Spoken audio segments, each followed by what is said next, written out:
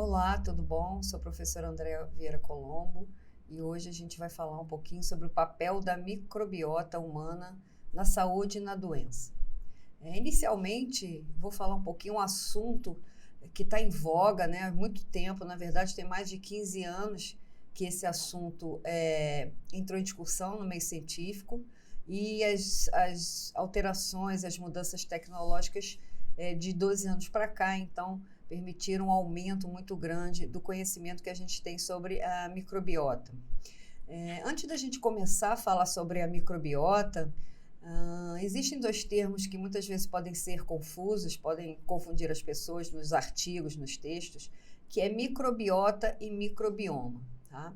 Então, esses conceitos aí, eles são muito parecidos, mas o significado é um pouco diferenciado. A microbiota é o que antigamente se chamava de flora normal, né? Também não sei se hoje em dia existe esse normal, mas a flora, esse nome caiu em desuso, e hoje a gente usa o termo microbiota. E o que é uma microbiota? A microbiota é o conjunto de micro-organismos que ocupam um determinado nicho ecológico dentro do nosso corpo, nos nossos sítios anatômicos. Nem todos os sítios anatômicos ou órgãos ou sistemas que nós temos são ocupados por esses micro-organismos. E esses micro-organismos se compõem principalmente bactérias, arqueias, vírus, protozoários e fungos, de uma forma geral. Já o microbioma é a coleção de micro-organismos, a coleção dos seus genes, de elementos estruturais e metabólitos dentro das condições ambientais daquele habitat, dentro do sítio anatômico, no nicho ecológico. Tá? Então, o microbioma ele é muito mais abrangente em termos de constituição, de características e que levam, né, a uma dificuldade, inclusive, na compreensão, no estudo desses microbiomas. De uma forma geral, o microbioma ele é muito importante, ele existe em todos os seres vivos, e esses micro-organismos eles vivem tanto sobre ou dentro de nós, né? Então, nós temos aí se a gente for fazer uma comparação entre a nossa constituição celular e a constituição de células microbianas que nós temos, podemos ver que nós temos entre 10 e 30 milhões de células compondo o nosso organismo. Isso variando numa pessoa de 70, 80 quilos, num adulto. Enquanto que, em relação às células microbianas, os cálculos mais atuais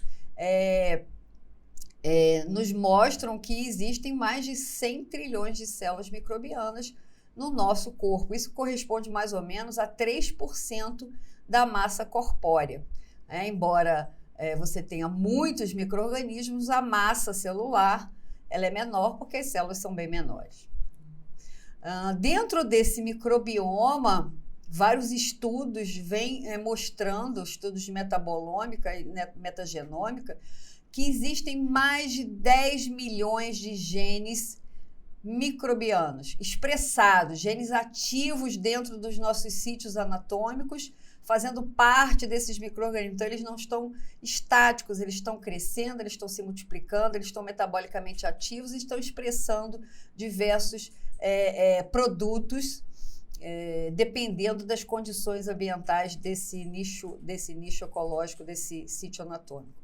Enquanto, se a gente for comparar, nós temos cerca de 25 mil genes humanos. Então, é espetacular a quantidade de micróbios que constituem o nosso corpo, né? E alguns autores, inclusive, nos chamam de superorganismos, porque nós temos um conjunto que coevoluiu de micro-organismos, bactérias, vírus, fungos, arqueias e células, né, que compõem os nossos sistemas, os nossos tecidos. E esse microbioma, ele apresenta, por diversos estudos que vêm comprovando isso, uma elevada diversidade bioquímica. Parece muito óbvio, né, porque mais de 10 milhões de genes sendo expressados, ou uma grande parte deles sendo expressados nesses sítios anatômicos, vão corresponder a uma diversidade bioquímica, metabólica, que só esses micro-organismos permitem, né, que a nossa fisiologia funcione dessa forma. Só para a gente ter uma noção muito breve de algumas composições, algumas microbiotas que estão sendo estudadas, que já são estudadas desde a década de 70, principalmente a microbiologia oral. Nós temos uma microbiota no tecido respiratório. Até um tempo atrás, isso não era provável, porque nós temos um sistema imune ali de vigilância muito bem estabelecido, adaptado, mas vários estudos vêm demonstrando que existem micro-organismos persistentes que fazem parte dessa microbiota respiratória. Os micro-organismos, a microbiota da pele, que é constituída de diversos organismos bem característicos, ou gêneros ou famílias, actinobactéria, corinibactéria, bacteroides, gênero Firmicutes, proteobactérias, a microbiota vaginal, a microbiota oral, também onde você tem bactérias exclusivas da cavidade oral, muito adaptadas a esse ambiente oral, e dentro da cavidade oral nós temos nichos diferentes, em posições e sítios diferentes, que são ocupados por diferentes micro-organismos, e a microbiota do intestino, ou do trato gastrointestinal, que aí também eu não estou falando só do intestino grosso, estou falando do intestino delgado, da porção do duodeno e do estômago. Então, nós temos aí um grupo de micro-organismos, aí estão representados principalmente bactérias nesse artigo, mas nós temos também fungos e vírus, né? Mas o que determina a colonização e estabelecimento de certos micro-organismos em um sítio anatômico? Por que determinadas bactérias, fungos, leveduras ocupam determinado nicho, seja, por exemplo, no sulco gengival, seja nas microvilosidades intestinais, ou do cécon ou do colo? O que determina essa especificidade ou essa seleção? Bom, inicialmente a gente sabe que as nossas células têm receptores para aderência e colonização desses micro-organismos. Então, isso são fatores que já foram comprovados com vários estudos, mostrando que muitas dessas bactérias, por exemplo, têm moléculas de superfície na parede bacteriana que interagem especificamente com moléculas da superfície dos epitélios das mucosas. Muitas lectinas, muitos polissacarídeos, muitos glicopeptídeos e estruturas da matriz extracelular. Então, isso permite uma seleção desses micro-organismos. Um outro fator importante, limitante, ou que determina, modula essa colonização, são os nutrientes disponíveis, né? Um determinado nutriente, uma bactéria proteolítica, ela vai procurar colonizar um sítio onde você tem uma maior concentração de proteínas.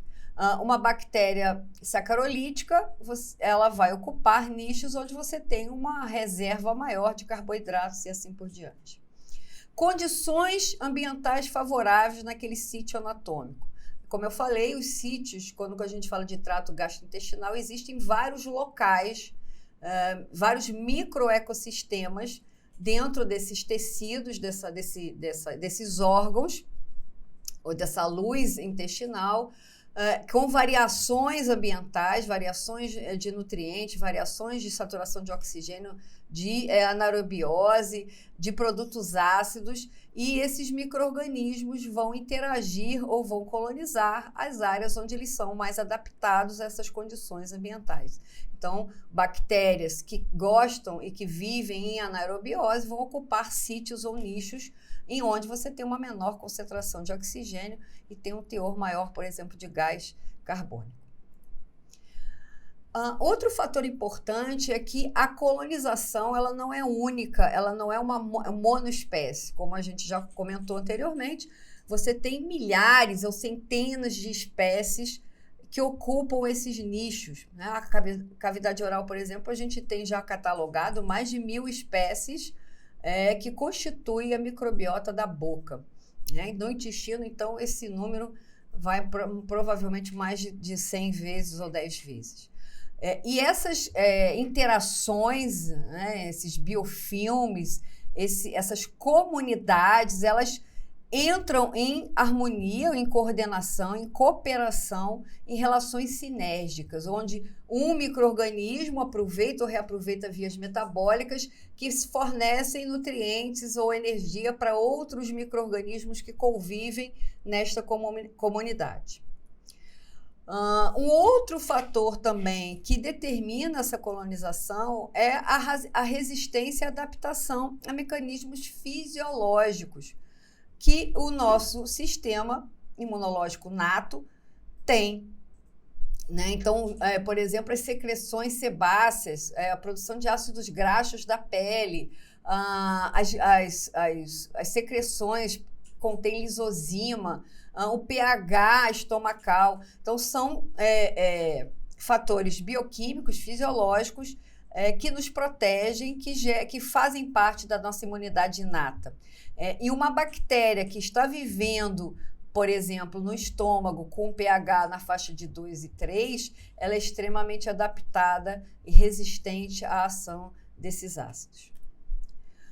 Um outro fator que também vai determinar, do mesmo jeito que você tem relações sinérgicas entre bactérias, entre fungos, leveduras naquele ambiente, nós também, esses micro-organismos também têm a competitividade, né? O que a gente chama de antagonismo microbiano. Então, muitas vezes, populações que estão bem adaptadas não permitem a entrada ou estabelecimento de novos micro-organismos que tendem a se estabelecer no local. Ou então, mantém ou limita essa população. Então, esse antagonismo ele também serve para limitar essas populações dentro daquele microecossistema. O outro mecanismo interessante, muito importante, que já vem sendo estudado há mais de 20 anos, é o mecanismo de quorum sense. O que é o quorum sense? É a comunicação entre os micro-organismos dentro daquele microsistema, dentro daquele ambiente, daquele nicho ecológico. Essa comunicação ela é determinada através de percepções ambientais, alterações ambientais, sejam elas de condições físicas, como teor de CO2, a temperatura, a umidade, pH, sejam também fatores nutricionais.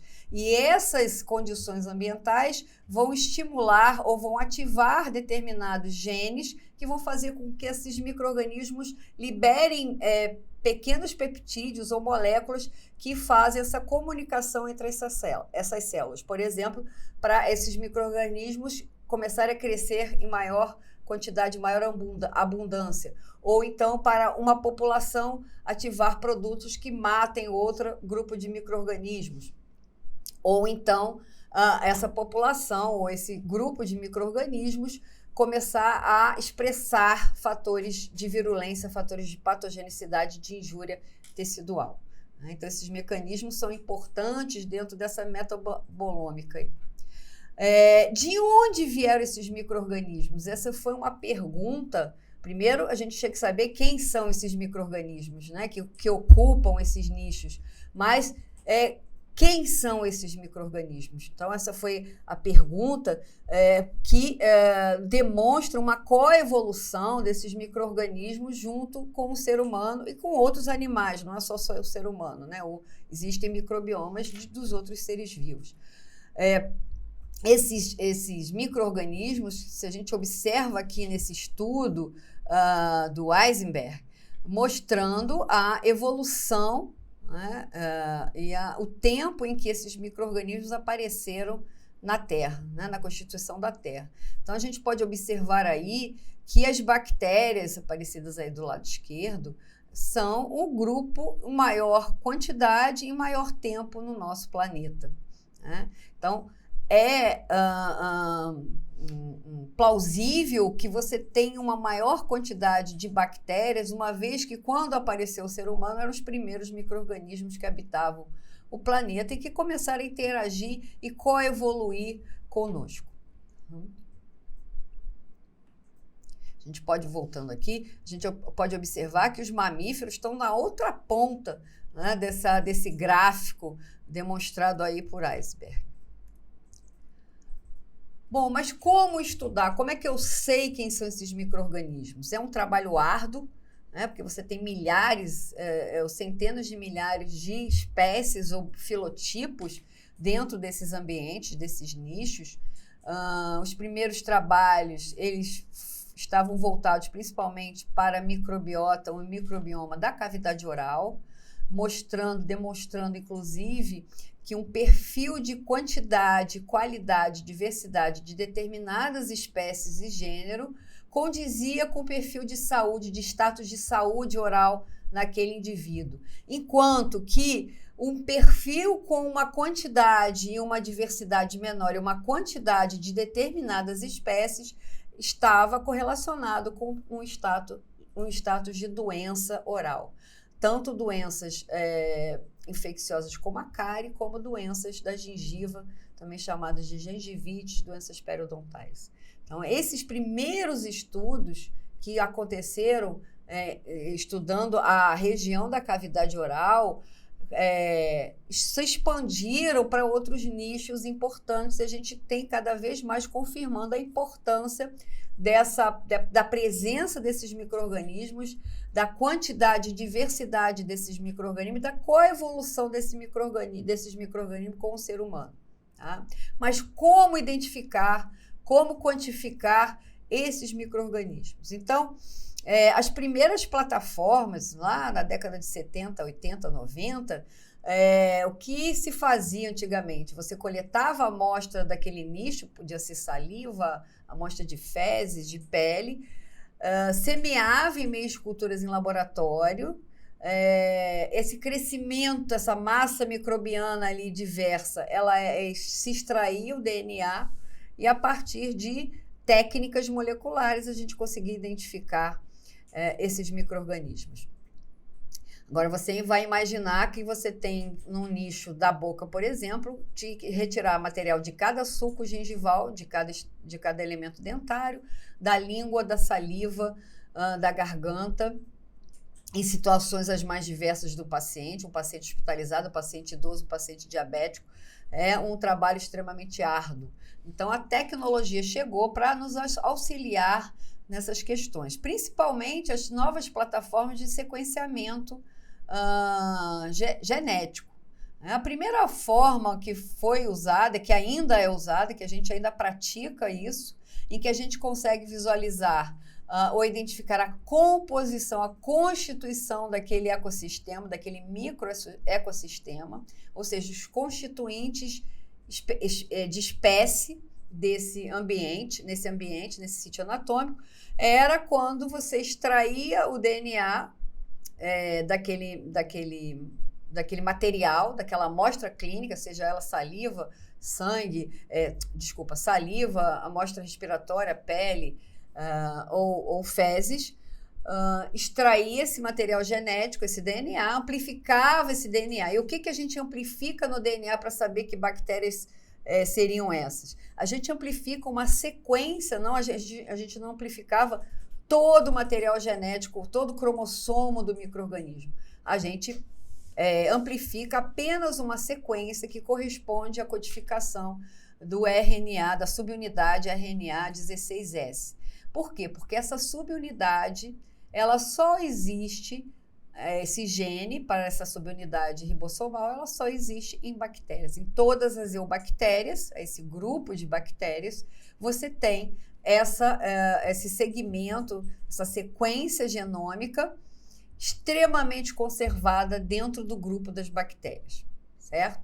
Isso é o que a gente chama de estudo filogenético. Mas dentro dessa sequência altamente conservada, entre todas as espécies bacterianas, nós temos pedacinhos onde você tem variantes, as regiões hipervariáveis. E justamente essas regiões hipervariáveis é que determinam as diferenças espécie-específicas entre esses grupos, essas espécies ou essas subespécies microbianas.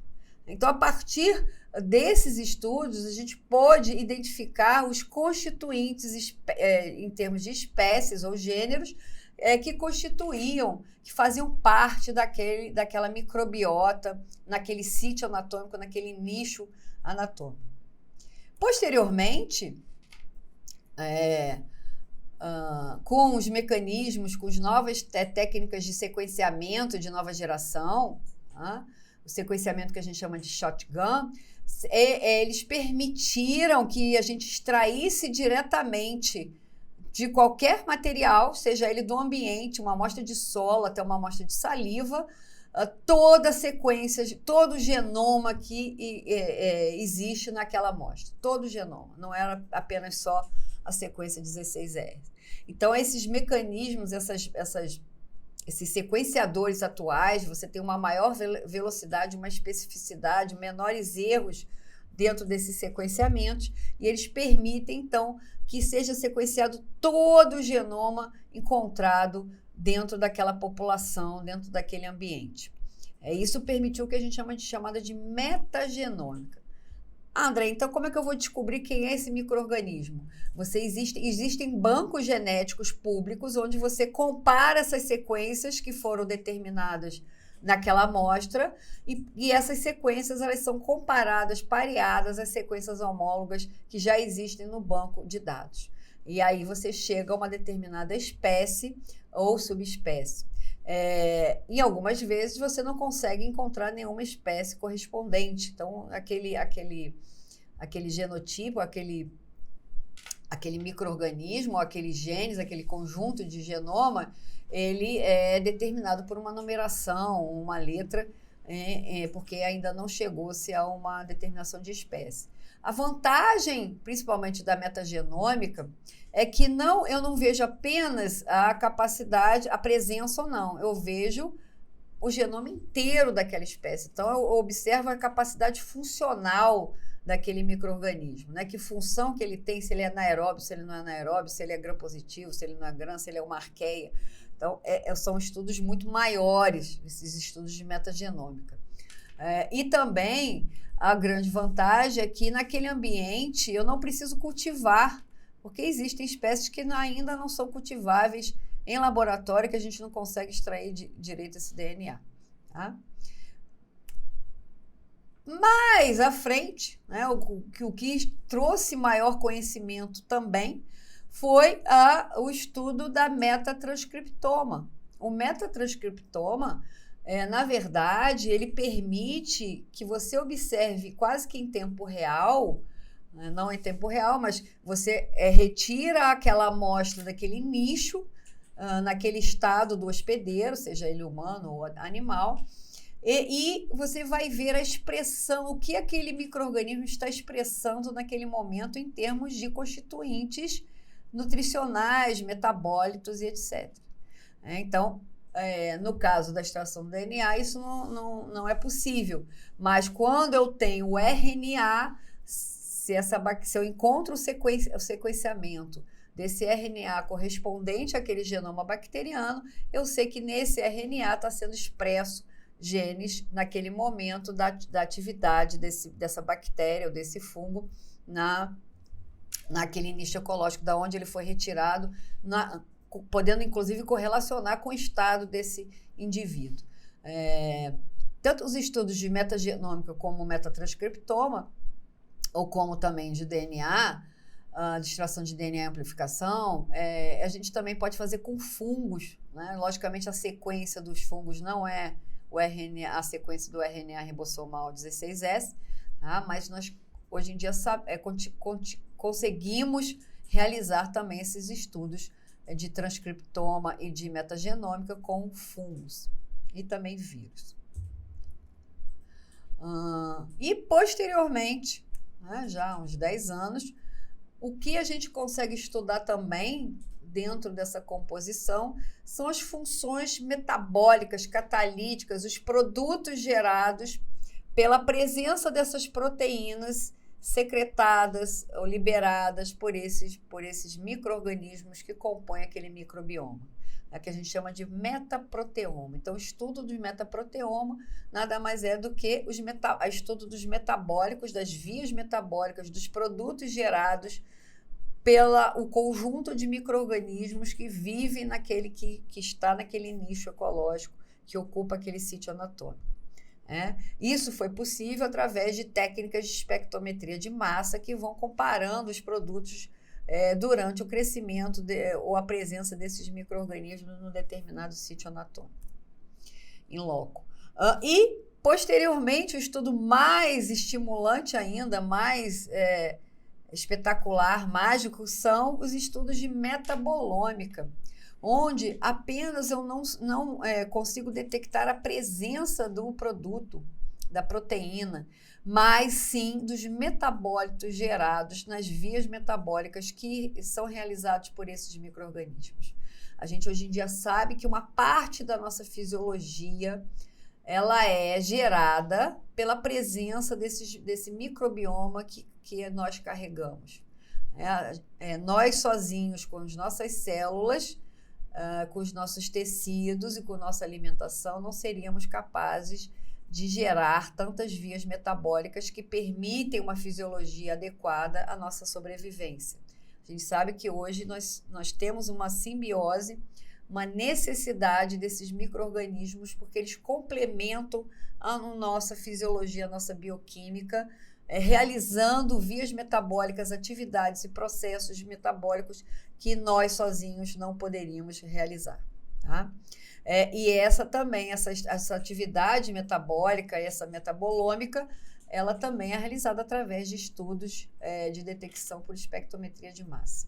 E quando a gente consegue estudar toda essa população, identificar de que filo ou de que grupo esses micro-organismos que compõem essas microbiotas são constituídos, da onde eles vêm, e você consegue observar esse estudo, uma nova visão da árvore da vida, por Gillian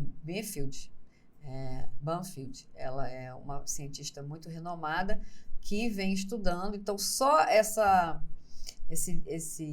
árvore aí demonstrada, essa parte roxa aí, ela tem de um estudo de 10 anos para cá. Quantos micro-organismos, isso aqui é só bactéria.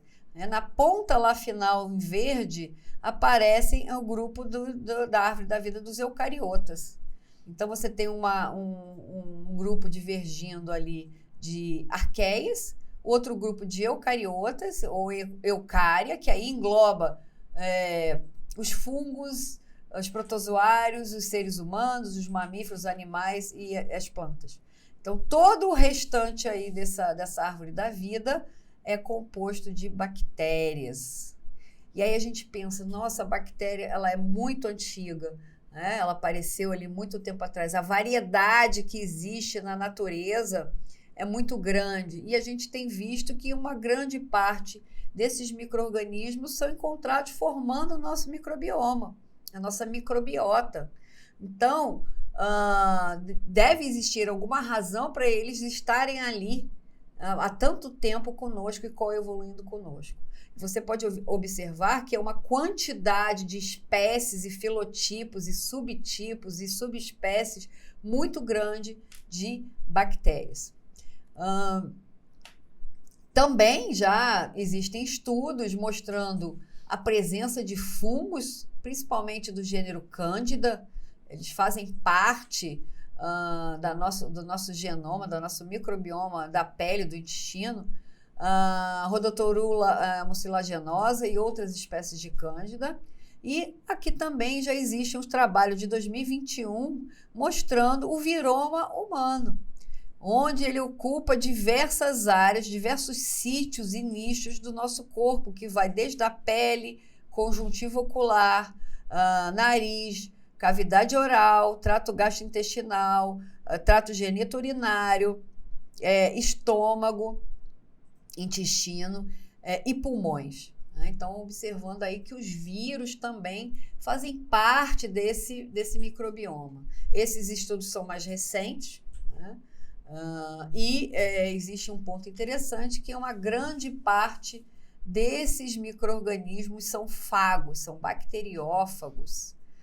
Por que eles existem no ser humano se os bacteriófagos não infectam células humanas? Eles infectam bactérias.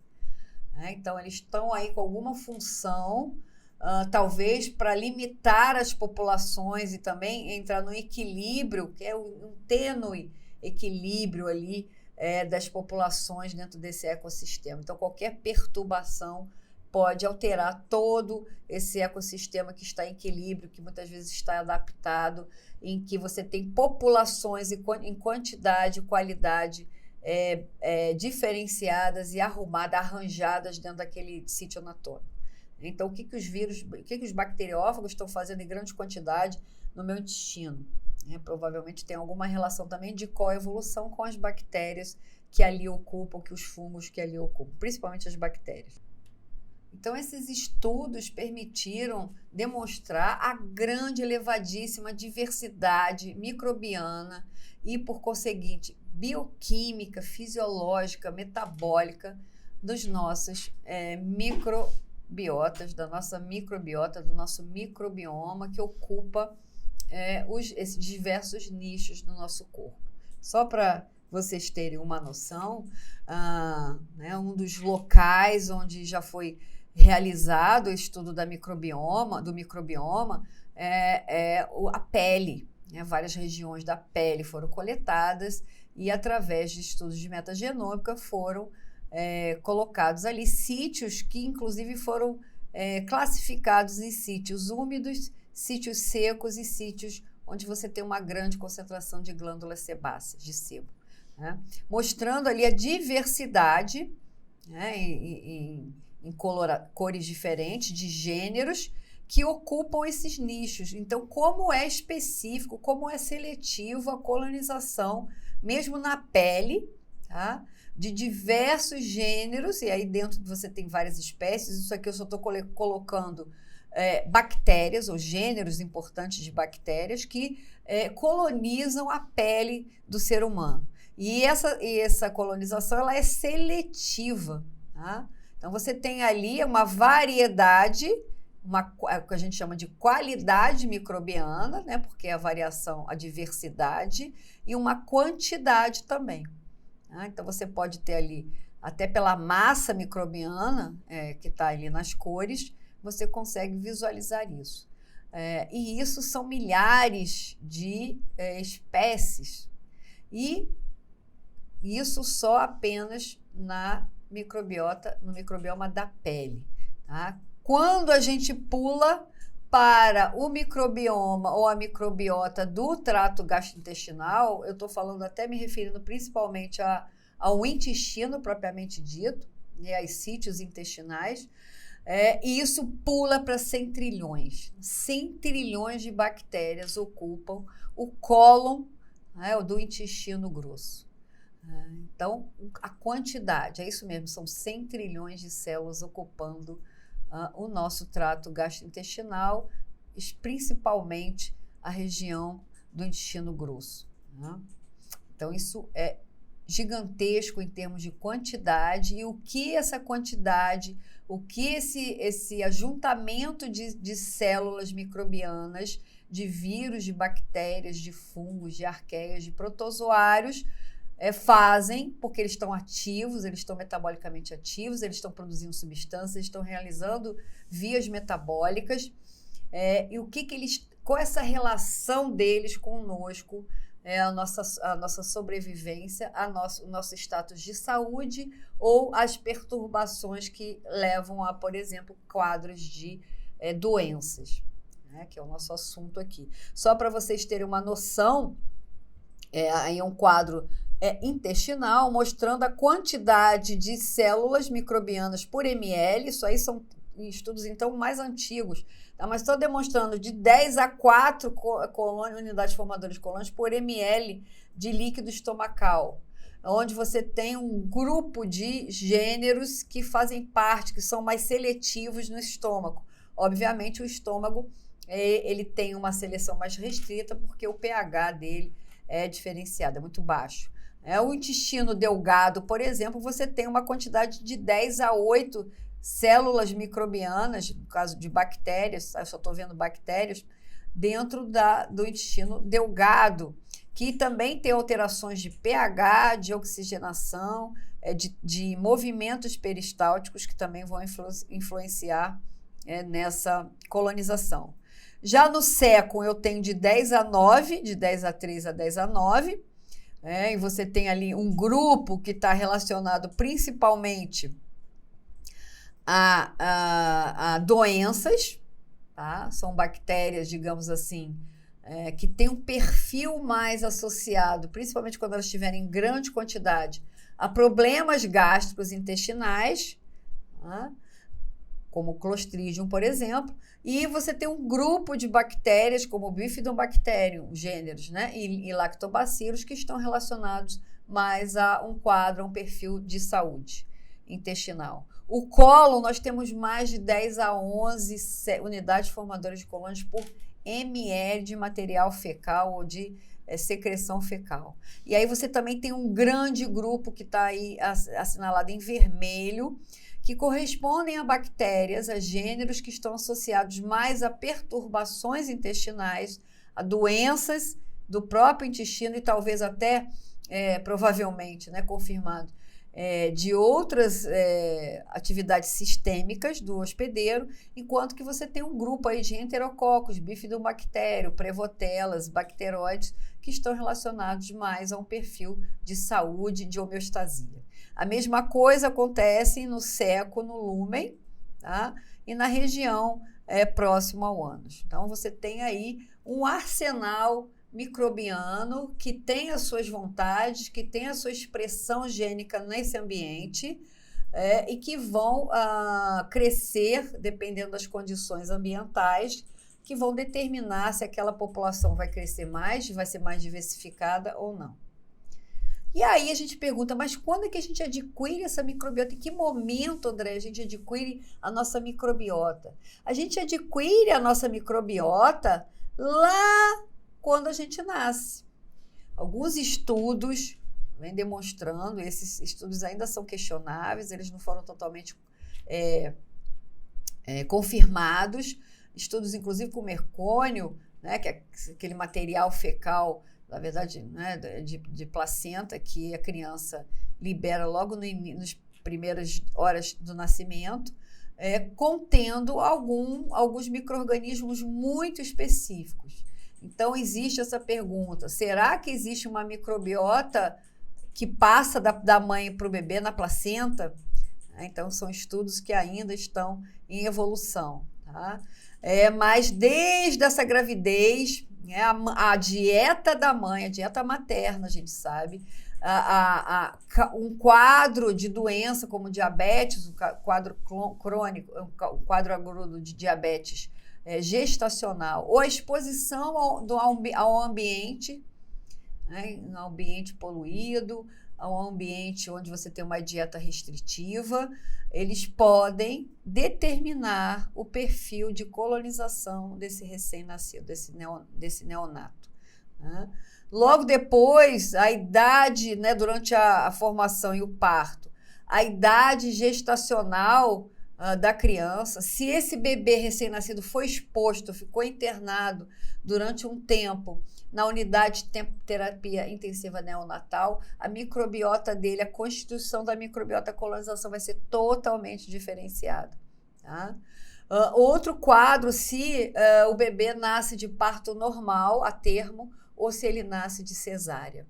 Existem vários estudos atuais comprovando a diferenciação entre a qualidade e a quantidade de micro-organismos, principalmente estou falando de bactérias, de gêneros bacterianos, do recém-nascido, da criança de 3, 6 meses, que nasceu de parto normal e que nasceu de cesariana. Então, existe um perfil diferenciado aí. Que consequências isso vai levar para a criança na fase adulta é o que ainda precisa ser descoberto, mas que existem algumas dicas, alguns resultados que sugerem determinadas alterações aí. A infância, a primeira infância que a gente chamaria aí, existe também a colonização e a constituição do microbioma, isso eu estou falando principalmente do microbioma intestinal, tá? Que é o mais estudado atualmente, oral, em relação ao leite materno, em relação à alimentação do bebê com fórmula. Então, existe aí uma alteração muito grande na qualidade, no constituintes dessa população microbiana bacteriana. E isso vai influenciar diretamente, posteriormente, na sua idade adulta. A infância também pode ser determinada pelo uso de antibióticos nas primeiras idades, primeiro ciclo da criança. Tá? Os antibióticos geram perturbações, já foram observados, muitos deles conseguem eliminar quase que toda a microbiota daquele intestino, mas outros não eliminam tudo, apenas modificam a quantidade e diminuem a diversidade desses micro-organismos que ocupam aqueles nichos. Tá? Depois, com a introdução dos alimentos sólidos, dependendo da dieta que aquela criança tem, uma dieta à base de fibras, de vegetais, uma dieta mais proteica, uma dieta mais calórica com açúcar e gordura, principalmente açúcar processado, ele interfere diretamente na constituição desse microbioma. Então, diversos estudos vêm mostrando isso e como esses microbiomas diferenciados podem gerar estados alterados que dão origem a doenças. Tá? Então, essa abundância microbiana, ela tende a aumentar com o tempo, com a idade, e essa diversidade ela vai variar dependendo do meio ambiente que esse indivíduo, que esse adulto vive, e da ingesta, da dieta dele. Existem fatores genéticos também, mas esses dois estão muito bem pontuados em relação a essas constituições. Então, esse estudo aí também demonstra, então, além dessa variedade, além dessa constituição, o que esses estudos nos mostram? Que o microbioma é diferente em cada indivíduo, que varia de cada ser humano, né? E que varia, inclusive, em regiões geográficas ou etnias. Então, esse trabalho de 2012, né, um estudo de metagenômica, o que eles observaram aqui? Eles fizeram um levantamento da metagenômica, né, dos constituintes das atividades dessas células microbianas, e eles tentaram colocar a proximidade das espécies, filogeneticamente falando, em relação às variedades. Né? Então, nesse gráfico à esquerda, primeira esquerda, ele mostra aí o perfil de proximidade genética, filogenética, dentro dessas espécies, desses gêneros encontrados. E cada cor representa um grupo de gênero, provavelmente, ou grupos ou famílias bacterianas. Então, você observa que a população de Himalaia e a população de ameríndios, você encontra uma diversidade muito maior. Né? Então, você tem ali laranja, vermelho, verde e azul. Tá? E a outra população que está bem distante em termos filogenéticos e também a gente consegue observar que apenas tem predominantemente um tipo de cor, mostrando que esses gêneros são muito próximos, então a diversidade menor, né? Embora a quantidade seja mais ou menos a mesma, mas a diversidade microbiana de gêneros e espécies é menor, filogenética, tá? Dentro dessa população de americanos dos Estados Unidos. Né, de adultos, de crianças e adultos, tá? O que a gente percebe aí, posteriormente, então, foi observado o número de grupos de células, quantidade de micro-organismos. Né? Nesse gráfico C aí você tem 3 barras, o que a gente observou aí, que é o produto mais encontrado na população malaia e ameríndia, foi um material fecal rico em alfa-amilase. Essa alfa-amilase ela é produzida predominantemente do metabolismo de polissacarídeos de origem vegetal. Já nos indivíduos americanos, o que foi identificado? Diversas vias metabólicas microbianas associadas ao processamento de açúcares simples, ou seja, dos açúcares processados. Né? E esses estudos recentes, mais específicos e sofisticados, também têm demonstrado o papel da dieta rica em vegetais e fibras em relação com a dieta proteica, por exemplo, uma dieta rica em proteína animal, onde você tem maior teor de gordura e de proteínas. E nesses estudos também a gente observou, não está sendo demonstrado aí nesses outros estudos, mas nessas dietas à base de fibras vegetais, né, uma população comia mais fibras vegetais durante 4, 5 dias, era só vegetal, e a outra população continuava se alimentando com uma alta concentração de proteína de origem animal, né, obviamente com maior teor também proteico e de gordura. O que foi observado nessas duas populações aí? No caso das dietas dos indivíduos que foram submetidos a dietas vegetais com fibra, existia uma elevada concentração de ácidos graxos de cadeia curta, por exemplo, butiratos, acetatos, né? Esses ácidos, eles são produzidos pela fermentação microbiana de carboidratos de origem vegetal, né? E enquanto que você observava na população que foi submetida a uma dieta proteica animal, com maior teor de gordura e proteínas, essa quantidade desses ácidos graxos era ínfima. E qual a função desses ácidos graxos? Já foi comprovado isso no intestino em relação ao sistema imunológico. Eles são fontes de energia, tá? Primeiro para as células que revestem o intestino, as células imunes, é o tecido linfóide, né, o GALT, e são produtos anti-inflamatórios. Então, eles são protetores da mucosa intestinal e têm uma modulação anti-inflamatória sobre células T. Então, a presença desses ácidos graxos de cadeia curta que são produzidos através do metabolismo de polissacarídeos de origem vegetal.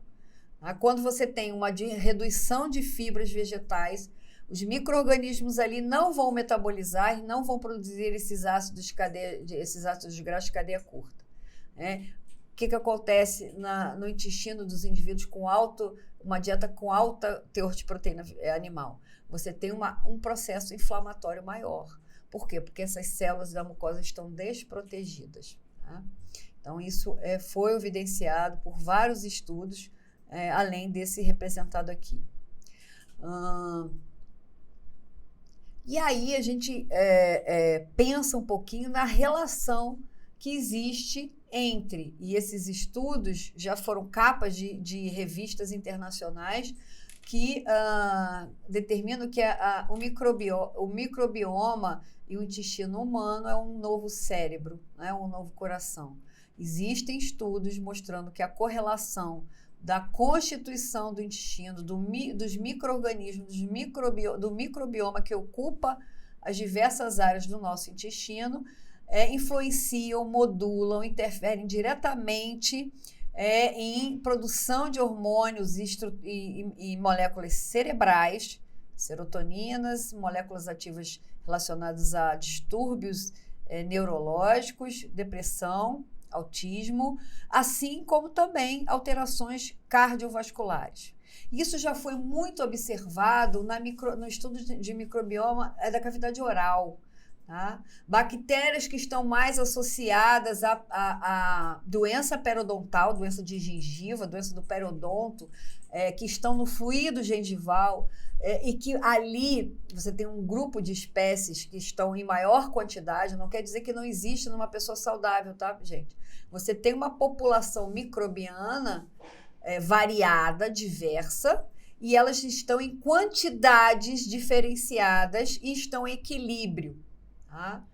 Quando você tem uma alteração ambiental, então o indivíduo não escova o dente, não faz higienização com fio dental, ele se alimenta com uma grande concentração proteolítica, as bactérias que estão ali naquele ambiente estão favorecendo o crescimento de um grupo de bactérias que são proteolíticas, que gostam de viver ali num teor menor de oxigênio, no fluido gengival, e elas vão se multiplicar.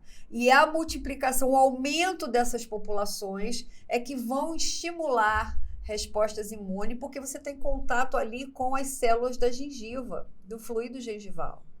Então, ali você tem um processo inflamatório local. Mas se isso se persiste, se isso se torna crônico, aqueles estimuladores bacterianos à inflamação local passam a ser também sistêmicos.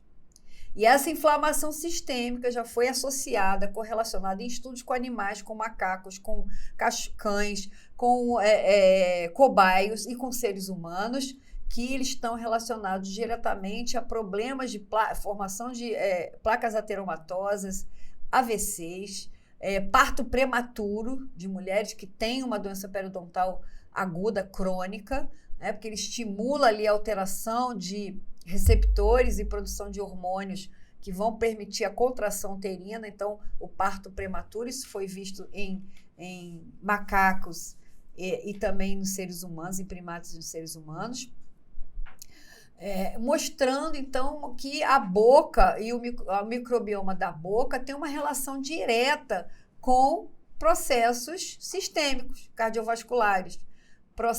Algumas bactérias já foram da boca de doença periodontal, que estão envolvidas em um status de doença oral, de desequilíbrio oral da microbiota, foram encontradas em pessoas falecidas, em biópsia, em material de pessoas com Alzheimer. Então, que relação a Tenderella forsythia e outras bactérias que são encontradas na boca estão fazendo ali nessa região? Então, existem estudos sugerindo realmente uma correlação do microbioma, da composição, da quantidade dessas populações que vão gerar um estado de saúde ou vão gerar um estado de doença, seja ela localizada, seja ela sistêmica, principalmente em termos cardiovasculares e em termos neurológicos, né? E aí a gente tem algumas, digamos assim, conceitos interessantes em relação à microbiota. O primeiro é a simbiose, né? O que é a simbiose? A simbiose é um termo que a gente utiliza de interação harmônica, digamos assim, entre micro-organismos, entre seres vivos, tá? No caso aqui são micro-organismos e o ser humano, e essas interações elas são dependentes, né? Praticamente dependentes, porque quando você retira esses micro-organismos, você pode alterar aquele ambiente, as condições ambientais daquele ambiente, que podem gerar futuras alterações ou perturbações naquele ecossistema, né? Então, isso a gente chama de simbiose, porque é necessário a convivência. Existe até um termo também chamado de comensalismo, mas o comensalismo não é tão dependente. E a gente hoje observa que existe sim uma dependência de alguns grupos microbianos para o estado de homeostasia, de harmonia dentro daquele nicho ecológico, dentro daquele sistema, tá? Um termo que a gente também pode chamar de eubiose. O que é eubiose? É a constituição, o arranjo de micro-organismos dentro daquele sítio anatômico, vivendo em harmonia uns com os outros, em cooperação, em sinergismo, muitos reutilizando produtos do metabolismo de outro, e limitando essas populações em número, né? E isso mantém uma homeostasia daquelas populações, daquele ecossistema dentro daquele sítio anatômico. Então, no intestino, seja na pele, seja na boca. Mas quando ocorre uma alteração, uma perturbação, que a gente chamaria de disbiose. O que é disbiose? É quando você tem uma alteração numa população ou na remoção de um grupo de micro-organismos ali. Isso quebra todo aquela constituição adaptada, aquela homeostasia daquela população, daquele ecossistema. Isso vai gerar, essa perturbação vai ter uma consequência naquele sítio em termos fisiológicos, bioquímicos e até em termos de saúde e doença, tá? E aí a gente vai falar um pouquinho agora por que, né, quando a gente pensa, mas por que esses micro-organismos estão conosco desde o momento do nascimento até quando a gente morre, né? E são os últimos a saírem, a serem eliminados do nosso corpo já morto. Então, por que essa codependência? Por que a gente precisa tanto desses micro-organismos? Então, existe um papel benéfico, obviamente, porque essa dependência, essa coevolução não é vantajosa apenas para o micro-organismo. A gente sabe que ela é fundamental para a sobrevivência dos organismos atuais. E como é que a gente sabe disso? Né?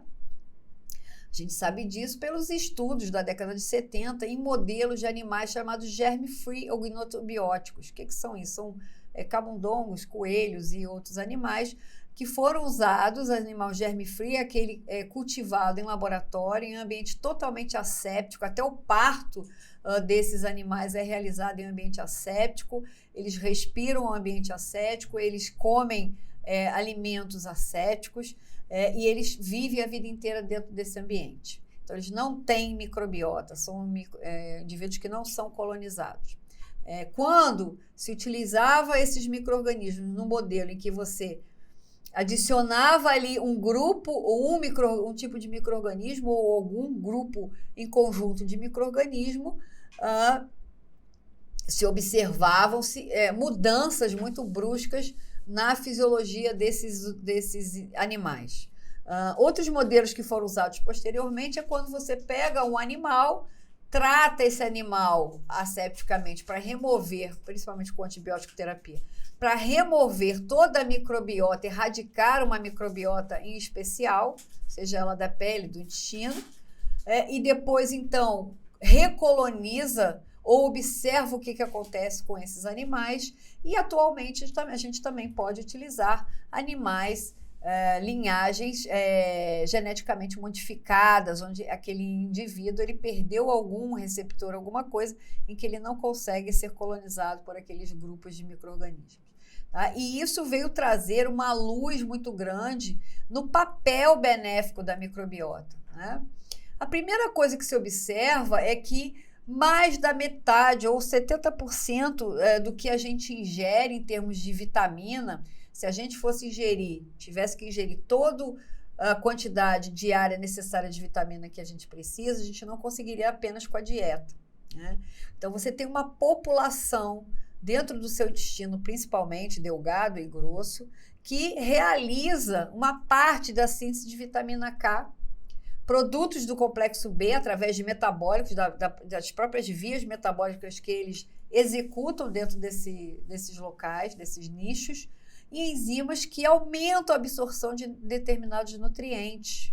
A gente sabe que ratos gnetobióticos, por exemplo, têm uma queda de absorção, praticamente não absorvem nutrientes da sua alimentação, mesmo ingerindo a ração com alto teor proteico e nutritivo.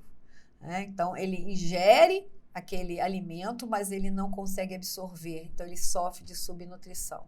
Tá? Por quê? Porque não existe uma microbiota no intestino capaz de resolver esse problema. Um outro ponto fundamental é a defesa inespecífica, a defesa inata. A microbiota, o microbioma, hoje em dia, já há algum tempo, ele é considerado parte da nossa imunidade inata. Né? Então, uma vez que a gente já nasce, né, com esses colonizadores, depois eles vão se estabelecendo ali nos locais, vão se adaptando e impedem, inclusive, a entrada de outros seres, de outros organismos. Eles fazem parte de uma parte de proteção. Então, na nossa pele, você tem micro-organismos que, desde que você nasceu, se adaptaram a esses nichos da pele. A axila, a pele com glândulas sebáceas, a pele onde você tem mais produção de ácidos graxos ou suor. Você tem um conjunto ali que está muito bem adaptado, muito bem fixado. Dificilmente outro micro-organismo exógeno vai conseguir se estabelecer ali. Existe uma competição, existe uma exclusão competitiva. Então, esse antagonismo microbiano que não deixa, inclusive várias dessas bactérias produzem bacteriocinas que matam esses agentes externos. Então, isso acontece na pele. A gente observa, por exemplo, pacientes que sofrem alterações de pele, que sofrem queimaduras, eles são colonizados por bactérias multiresistentes que anteriormente não conseguiam colonizar porque você tinha uma microbiota ali. né? No intestino, a mesma coisa. Você tem ali, a gente observa isso quando você faz uma antibiótico terapia de amplo espectro, que você elimina um grande grupo, uma grande diversidade bacteriana no intestino e sobra lá o Clostridium difficile, ou sobra uma grande quantidade de cândida. E aquele ambiente vazio, que não tem competição, que tem uma cândida, que tem um Clostridium difficile, aquele micro-organismo passa um espaço aberto. Ninguém para competir com ele, muito nutriente, ele passa a crescer demasiadamente, porque eles se comunicam, ele diz, olha só, podemos agora invadir, porque a gente tem todo esse espaço para a gente. E aí você tem uma colite pseudo-ulcerativa, por exemplo, por Clostridium, com uma diarreia persistente de difícil tratamento. Isso é um problema sério que nós temos atualmente na clínica, né? Então, essas alterações do microbioma, da microbiota, são porque ela é removida e você perde essa competição, você perde aquele espaço, fica vazio. E ele é muito bem colonizado por esses micro-organismos que estão adaptados a gente até a nossa morte, tá? Então, aí, alguns exemplos de bacteriocinas, colicinas de Escherichia coli, por exemplo, já foi visto que ela mata, esses produtos secretados por Escherichia coli matam salmonelas, que são bactérias exógenas que gostam de invadir o nosso trato gastrointestinal, causando salmonelose, assim como a Shigella também. Microcinas de Escherichia coli, que atuam também sobre o Clostridium difficile no intestino, curvacinas de lactobacilos, que impedem a ação de cândida de outras bactérias, como Staphylococcus ou Streptococcus na vagina, por exemplo. Então, você tem aí micro-organismo fazendo papel protetor, tá? Outro ponto importante que já foi observado na nossa dieta, diversos alimentos que a gente ingere, ou produtos, eles geram metabólitos tóxicos e carcinogênicos. A gente pode falar, por exemplo, de adoçantes, é bem documentado isso. Mas a microbiota intestinal, ela consegue converter esses produtos em produtos para sua nutrição, em produtos inativos que não têm, ele neutraliza, então, essa toxicidade desses alimentos, ou desses metabólitos, ou desses agentes carcinógenos. Outro fator importante é a regulação da lipogênese, que é o aumento do acúmulo de lipídios no nosso organismo. Por um lado, os micro-organismos inicialmente na microbiota do ser vivo, lá do homem pré-histórico, que precisava caçar e às vezes ficava um mês sem se alimentar, eu precisava de uma microbiota que desse conta da lipogênese, que aumentasse esse teor de lipídio para eu ter uma carga energética, né? E acumular ali, porque ele nunca sabia quando ele ia se alimentar. Então, você tem um grupo de bactérias lipogênicas, ou seja, que induzem o aumento do acúmulo de lipídios, e também, por outro lado, você tem uma população, uma diversidade microbiana que faz o contrário, né, que tem o papel de metabolizar esse lipídio, degradar esse lipídio, eliminar esse lipídio. Então, a gente tem aí o intestino, um outro ponto importante está relacionado com o sistema imunológico. O sistema imunológico ele é fundamental para a nossa homeostasia, e a modulação ou a desregulação desse sistema imune vai gerar problemas imunológicos, como doenças autoimunes, alergias, etc. O que foi observado nos ratos de camundongos gnetobióticos, ou germe-free, é que esses indivíduos, como eles não tinham uma microbiota, eles tinham uma deficiência na constituição do tecido linfóide, na constituição de células linfóides nesses órgãos, nesses tecidos.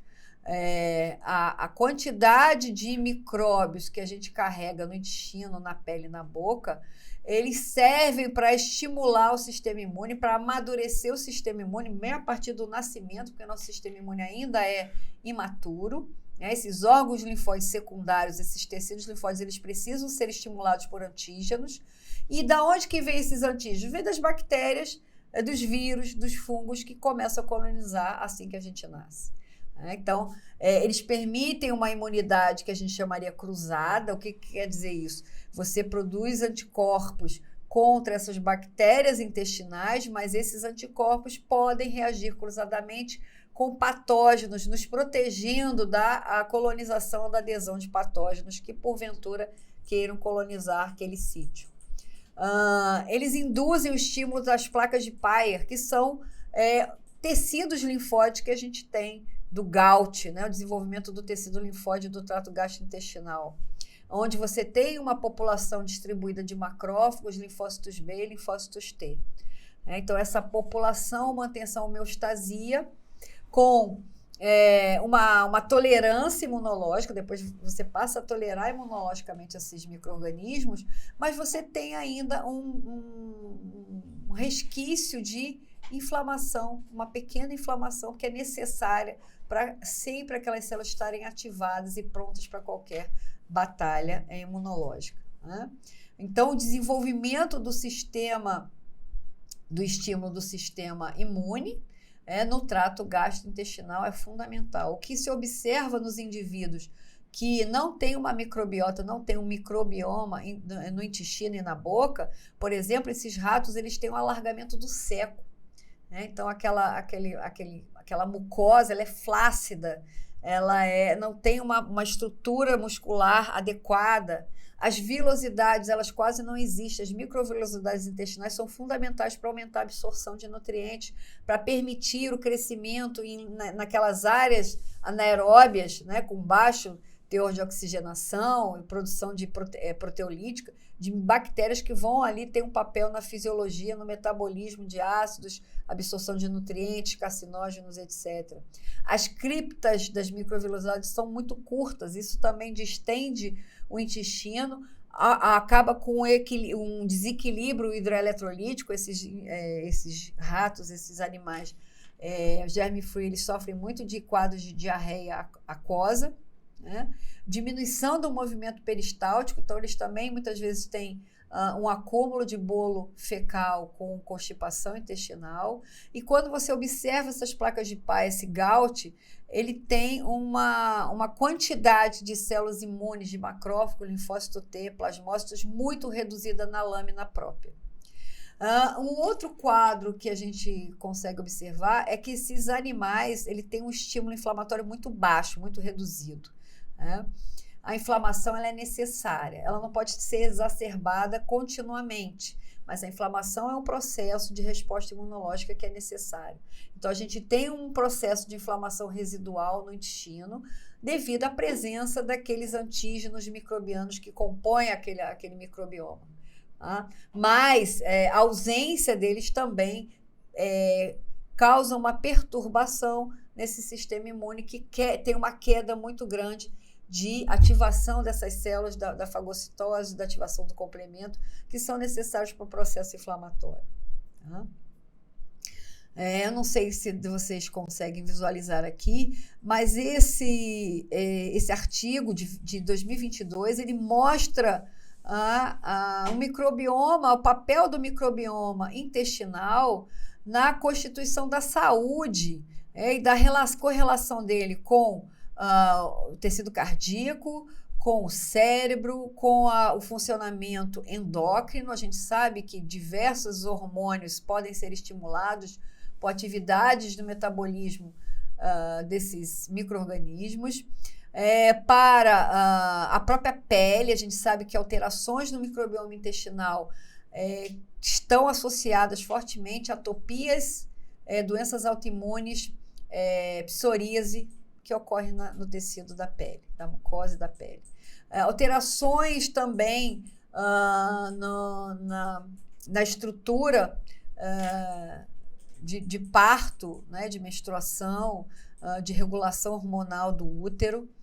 Então, você tem aí um grande grupo de fatores que a microbiota beneficia esses outros órgãos, esses outros sistemas, né? Então, a produção de ácidos graxos de cadeia curta, que são protetores, e são moduladores anti-inflamatórios, a produção de antioxidantes dos metabólitos desses micro-organismos, a alteração e modulação de mediadores inflamatórios, principalmente toll-like, a colonização, impede a colonização de patógenos outros externos que tendem ou que queiram se colonizar e crescer naquele ambiente.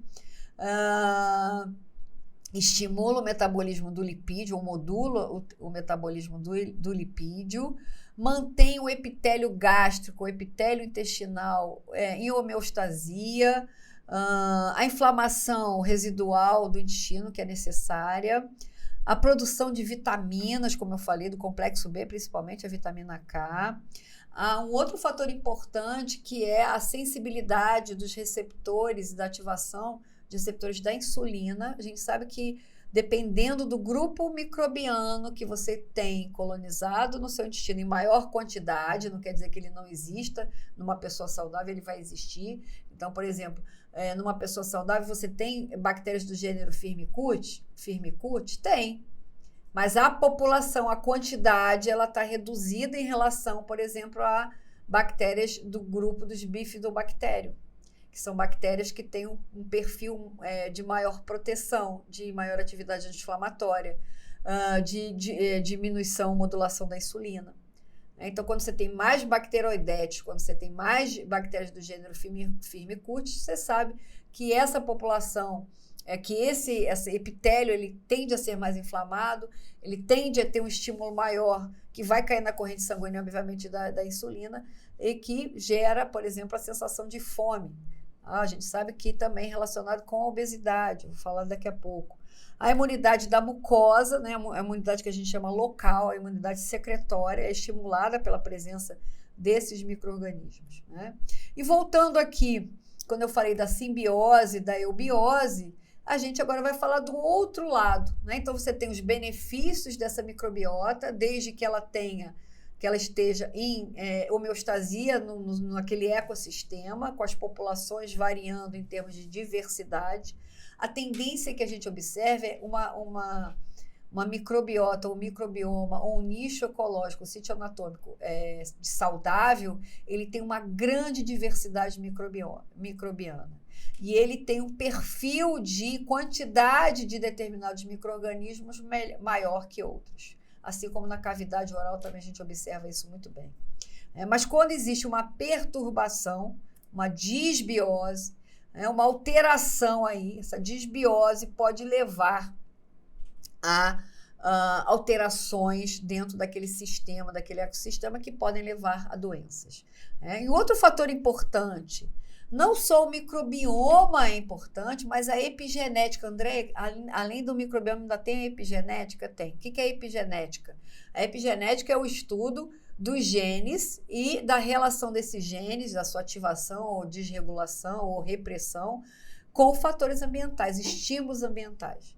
Então, o ambiente ele pode ativar ou desreprimir determinados genes que vão alterar a expressão de outros, produzindo ou não, expressando ou não metabólitos, substâncias que podem ser cancerígenas, que podem alterar hormônios, etc.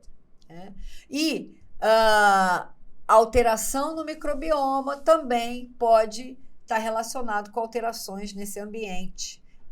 São vias de duas mãos, né? O micro-organismo atuando naquele nicho ecológico, na alteração, na perturbação, e o fator ambiental também alterando a composição e a produção de metabólitos por esses micro-organismos. Então, aí a gente pergunta, esses metabólitos produzidos por esse microbioma, eles podem influenciar na expressão gênica do hospedeiro?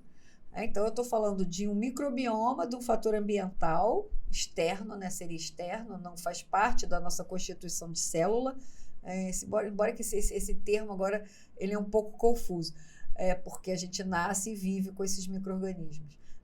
E ele atuando nos metabólitos que vão ser produzidos por essa alteração epigenética aí.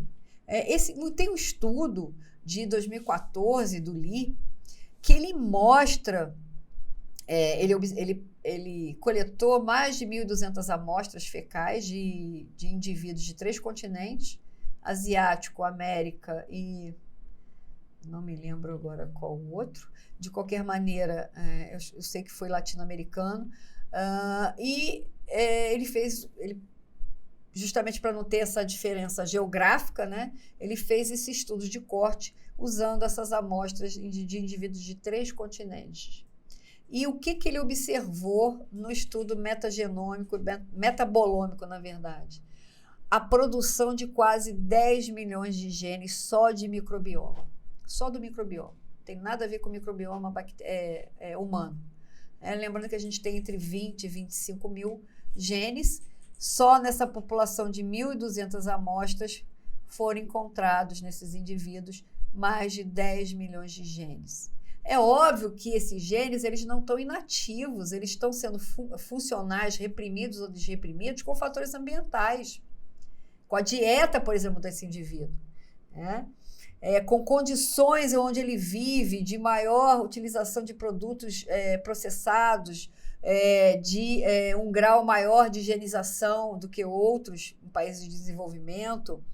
Então, esses fatores ambientais vão diretamente atuar na regulação também desses genes do microbioma. São muitos genes, né? 10 milhões é muita coisa, né? Então, essa caracterização aí quantitativa, esses dados metagenômicos, metatranscriptômicos, metaproteômicos, eles mostram o que a gente ainda pode avançar no conhecimento, no entendimento, na compreensão desses produtos. Alguns aqui eu coloquei só esses 3, mas tem uma série de tabelas mostrando diversos efeitos de mecanismos epigenéticos. Então, o metabólico betaína, colina e etanolamina, ele provoca aí uma metilação do DNA, e o efeito fisiológico é o desenvolvimento e função do cérebro fetal. Então, ele diminui os riscos de doenças cardiovasculares. E qual é o grupo que está associado a essa via metabólica? A Escherichia coli. Então, essa Escherichia coli, crescendo bem ali, ela vai produzir esses metabólitos que vão proteger essa criança, esse bebê, de fatores de riscos de doenças cardiovasculares. Ácidos biliares livres, por exemplo, embora a gente não conheça muito bem quais são os micro-organismos, isso aí é de 2016, provavelmente já se conhece. Ele promove a hipometilação do DNA. E esse efeito fisiológico induz que aquelas células do hospedeiro se tornem células tumorais, sinalize para uma progressão de células tumorais.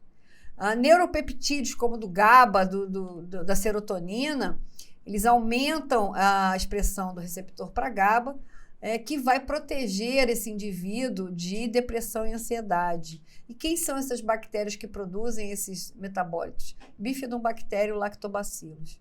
Então, um indivíduo que tem uma maior colonização por essas bactérias, por exemplo, no intestino, já foi provado que tem um nível de proteção, de diminuição de ansiedade e de depressão. Aqui, novamente, né, um quadro mostrando o desenvolvimento do que a gente consideraria de uma microbiota ou microbioma normal, uma distribuição de determinados micro-organismos que a gente sabe que estão relacionados com homeostasia e saúde, o desenvolvimento normal dessa criança, mas a redução ou alteração de uma microbiota, né, a desbiose de uma determinada microbiota logo lá na infância ou no neonato, ela pode levar ao desenvolvimento imune, uma alteração de desenvolvimento imunológico. Isso já foram provados tanto em camundongos como em alguns estudos com voluntários, embora sejam uma quantidade menor de crianças, o desenvolvimento de atopia, de alergias e de doenças autoimunes, inclusive doenças de pele, que não tem nada a ver com o intestino. Alterações no metabolismo que vão gerar obesidade. A gente sabe que alterações nas taxas de receptores de insulina, de acúmulo de determinadas vias metabólicas, vão aumentar o quadro de absorção de nutrientes e acúmulo de gorduras e açúcares, levando à obesidade. E também alterações do desenvolvimento do sistema nervoso entérico. A gente sabe que o sistema nervoso ele está diretamente ligado a terminações nervosas que vão estar ali na região da mucosa intestinal, que fazem parte do trato gastrointestinal e que estão relacionados a alguns processos de espectro de autismo. Tá? Aqui, novamente, esse desequilíbrio levando à saúde, suprimento de energia e nutrientes, a prevenção de câncer através de metabólitos bacterianos, a inibição de patógenos que poderiam se instalar ali nesse local, a função imunológica normal, homeostática, a motilidade normal do intestino, né, ou seja, a contração, as vilosidades, a absorção do intestino e a saúde cardiovascular.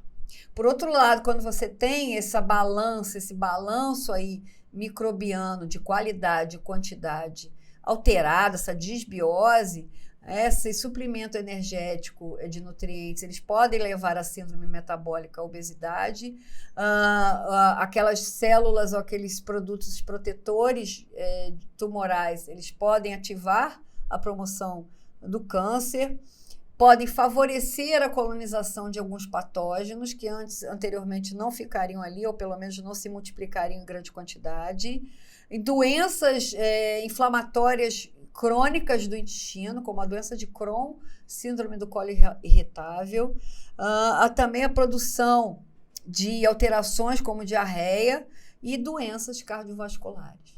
Então, só para vocês entenderem que existe realmente uma forte correlação da composição dos micro-organismos, dos seus metabólicos, a metabolômica ali, com a homeostasia, a saúde e a doença. Aqui, novamente, nesse artigo, na verdade, uma apresentação do Centro de Medicina Microbiômica da Universidade de Berkeley, Universidade da Califórnia, a perturbação do microbioma e associação com outras doenças, né? Então, câncer, diabetes, doenças respiratórias, depressão, saúde oral, desordens do espectro autista, pneumonias, artrites, doenças autoimunes. Aqui, novamente, só para vocês verem desse artigo de 1922, mostrando aí, por exemplo, doenças hepáticas, né, quadro de hepatite, nem toda hepatite tem origem infecciosa,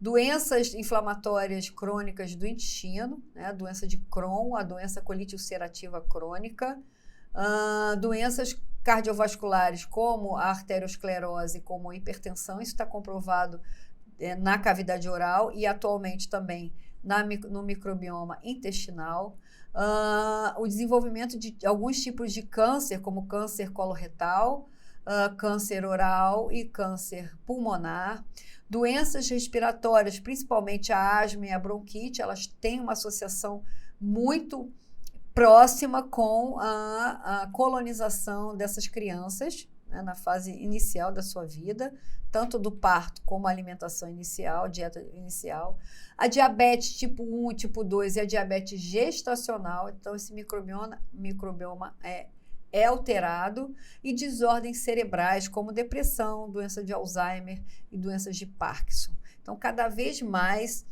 os estudos de sequenciamento, de metagenômica, de metabolômica, estão realmente nos levando a confirmar o papel do microbioma. Atualmente, a gente tem muito bem definido isso no microbioma intestinal e no microbioma oral, da cavidade oral, da sua relação com doenças sistêmicas, né?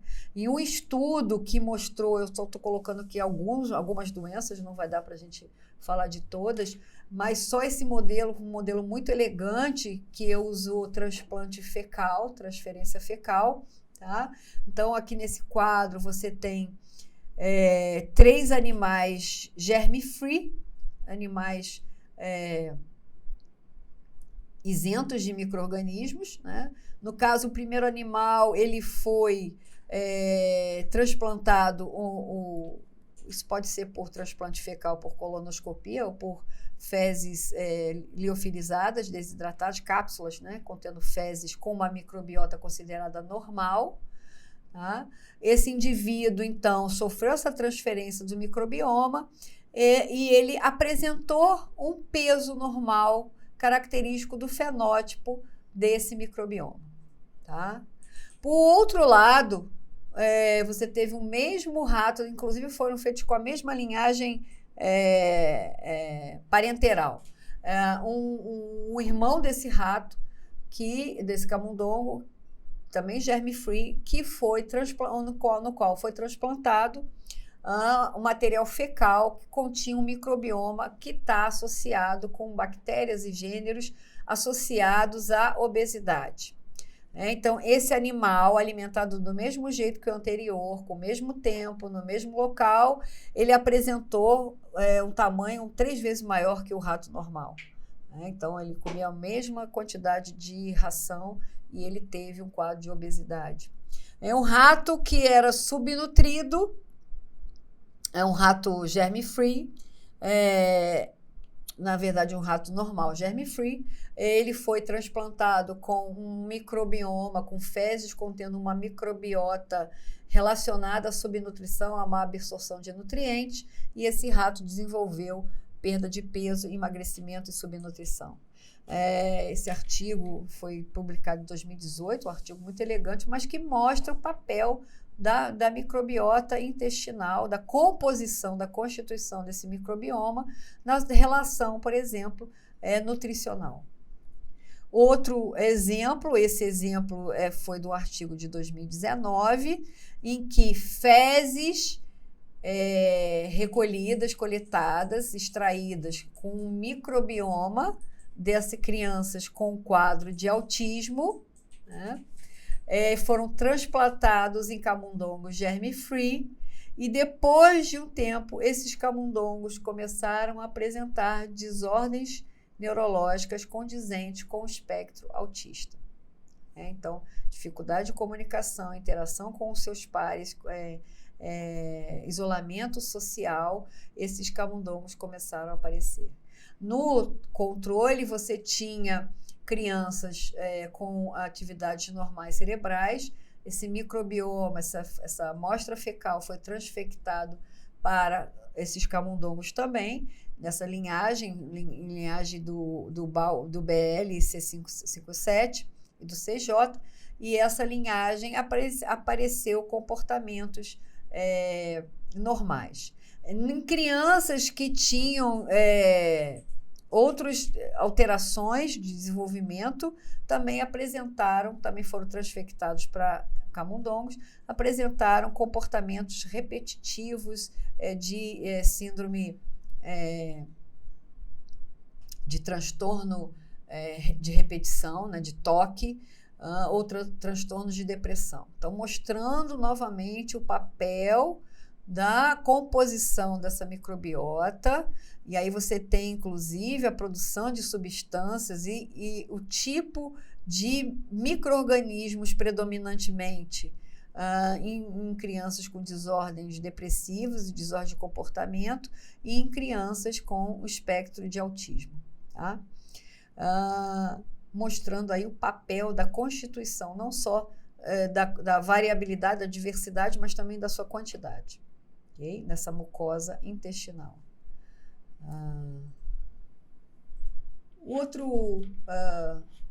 Outros estudos também vêm demonstrando o papel da microbiota neonatal com o desenvolvimento de asma na infância, né? Então, 2 estudos, um estudo mais antigo, 2003, já demonstrava aí a produtividade e a biodiversidade na construção da comunidade microbiana no caso aí no intestino. A gente tem que lembrar que essas comunidades microbianas, elas começam, assim que a gente nasce, elas vão colonizando, elas vão se adaptando, existe uma flutuação de população, algumas bactérias, elas são o que a gente chama de microbiota transiente, ou seja, temporária, ela aparece e ela desaparece, principalmente entre mulheres, por causa das alterações hormonais, a gente observa muito isso na microbiota vaginal. Então, existe essa alteração, essa flutuação. Você tem, numa época, uma maior quantidade de lactobacilos, outras de maior levedura. Na menopausa, isso muda, a alteração do pH, a menstruação, a atividade amenarca, etc. Isso vai demonstrando essas alterações e a seleção da microbiota ali naquele local, tá?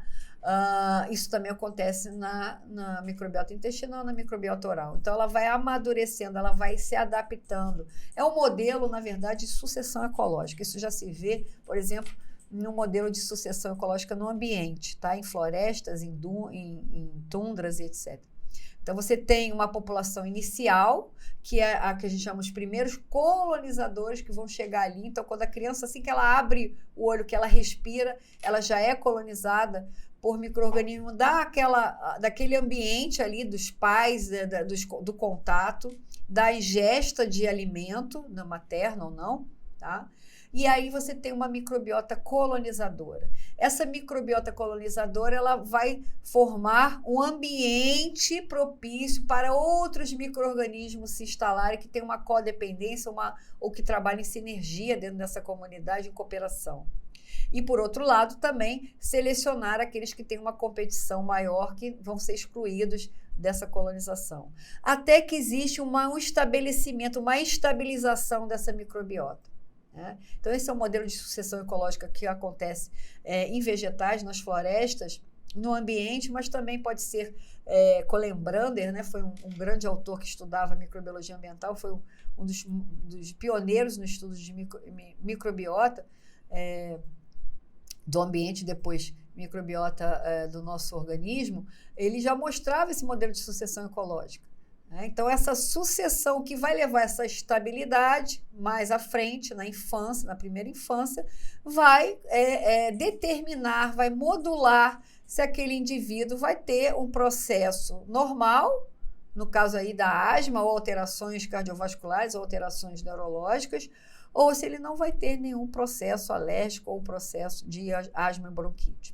Mas esses estudos, eles vêm demonstrando que a constituição dessa microbiota colonizadora vai determinar o estabelecimento de uma microbiota madura, e essa microbiota madura, esse microbioma vai ter relação com aquela produção de ácidos, graxos, imunidade protetora, proteção contra proteínas pró-inflamatórias, contra processos das vias oxidativas que geram um processo inflamatório da asma no tecido respiratório. Então, aquela tríade que a gente tinha anteriormente, que era um microbioma intestinal atuando diretamente no sistema cardiovascular e no sistema neuronal, sistema nervoso, também atua no sistema, no trato respiratório.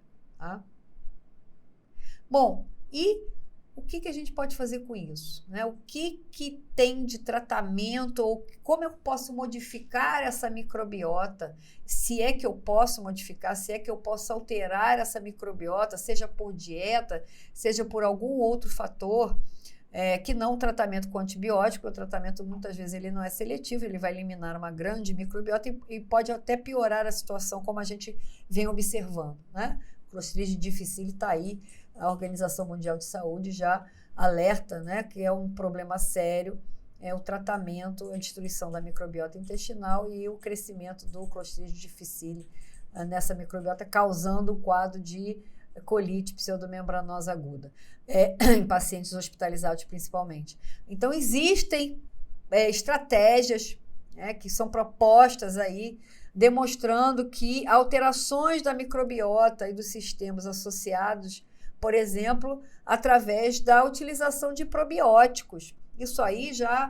O que são probióticos? São micro-organismos vivos, geralmente de origem de leveduras e bactérias que a gente chamaria de bactérias boas, né? Ativas, que tem um perfil relacionado à saúde, em que a gente ingere através de alimentos. Então, é chamado de alimento vivo. Por quê? Porque aqueles micro-organismos estão vivos naquele alimento. E se você ingere isso diariamente, durante um certo tempo, você pode facilitar a colonização, o aumento dessa população dentro daquele nicho, daquele sítio anatômico.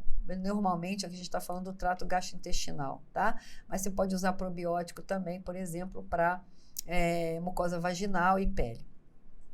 Também através da dieta, do tipo de alimentação, que a gente chama de pré-biótico, aquele que vai auxiliar na seleção dos micro-organismos que vão compor aquele microbioma.